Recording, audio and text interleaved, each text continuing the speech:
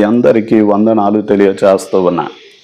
ఈ రోజున మనం పరలోకమందలి దేవుణ్ణి మనము కలిగి ఉన్నాం. ఆయన మనకు రాజుగా, మనము ఆయన రాజ్యముగా. ఆయన మనకు తండ్రిగా, మనము ఆయన కుటుంబ సభ్యుల వలె, అన్నదమ్ములు అక్క చెల్లెల వలె యేసయ్యను విశ్వసించిన ప్రతి విశ్వాసి బ్రతకాలి.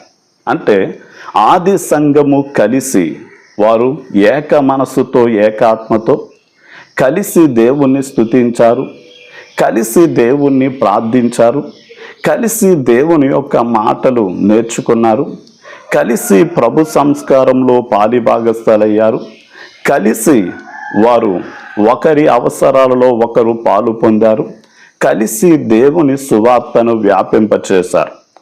మనము కూడా పరలోకపు తండ్రికి బిడ్డలుగా ఎలా ఉండాలి అంటే ఒకరిని ఒకరు ప్రేమించుకునేవారిగా ఉండాలి అని యోహాను సువార్త 15వ అధ్యాయం 12వ వచనం సెలవిస్తుంది.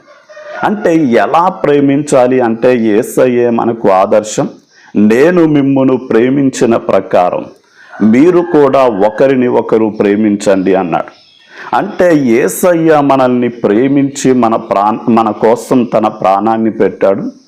మనము కూడా మన సహోదరులైన తోటి విశ్వాసులను ప్రేమించి వారి ప్రయోజనం కోసం, వారి మేలు కోసం, వారి యొక్క క్షేమం కోసం మనము బ్రతికే వారిగా ఉండాలి. ఇక ఆ పరలోకమందలి తండ్రికి బిడ్డలుగా ఎఫెసీ పత్రిక 4వ అధ్యాయం 32వ వచనం ప్రకారం ఒకరిని ఒకరు మనము క్షమించాలి. అంటే కొన్నిసార్లు తెలిసి ఉద్దేశపూర్వకంగా, కొన్నిసార్లు అజ్ఞానంతో ఎవరైనా మన ఎడల తప్పిదము చేస్తే పగ ప్రతీకారాలు మన హృదయంలో దాచుకొని కక్షలు సాధించే వారిగా ఉండకూడదు. కానీ సూర్యుడు ఉదయించే సమయానికి మనకి కోపం వస్తే సూర్యుడు అస్తమించేలోపు ఆ కోపాన్ని వదిలిపెట్టాలి. యేసయ్య తనను చంపుతున్న వారిని చూసి, తండ్రి వీరేమి చేయుచున్నారో వీరెరుగరు గనక వీరిని క్షమించుము అని ఆయన ప్రార్థించినట్లుగానే మనము కూడా మన ఎడల తప్పిదమ్ము చేసిన వారిని క్షమించాలి. మన జీవిత కాలం అంతా చేసిన పాపాలను దేవుడు క్షమించినట్లుగానే మన ఎడల అపరాధము చేసిన సోదరులను క్షమించాలి.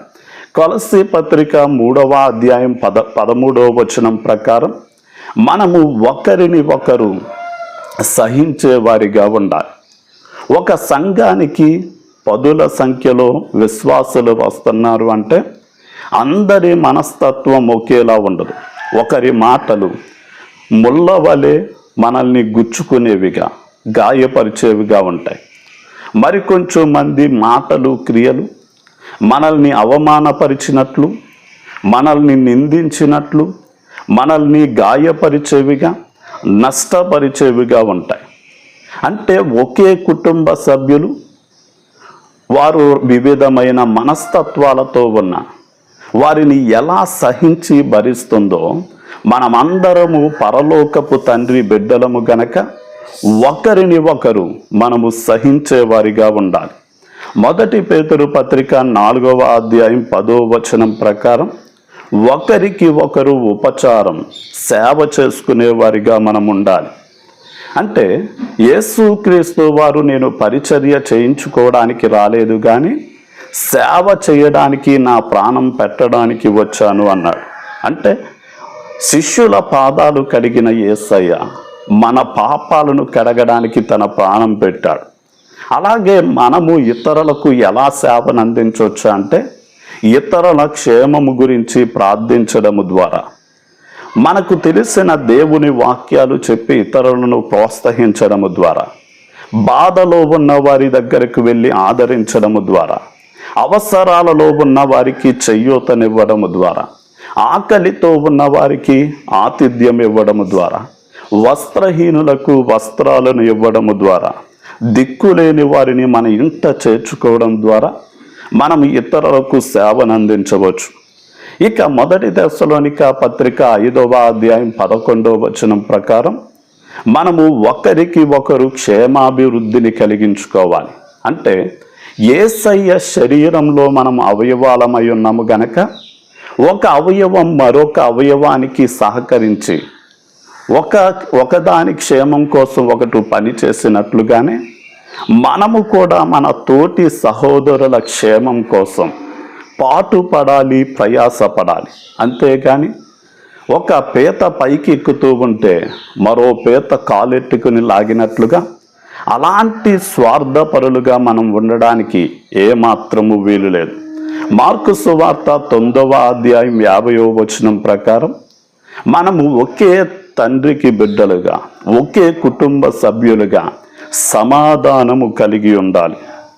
అంటే ఈ రోజున ఎక్కడ చూసినా సోదరుల మధ్య కానీ, ఇరుగు పొరుగు వారి మధ్య కానీ, స్నేహితుల మధ్య కానీ, బంధువుల మధ్య కానీ సమాధానం అనేది లేదు.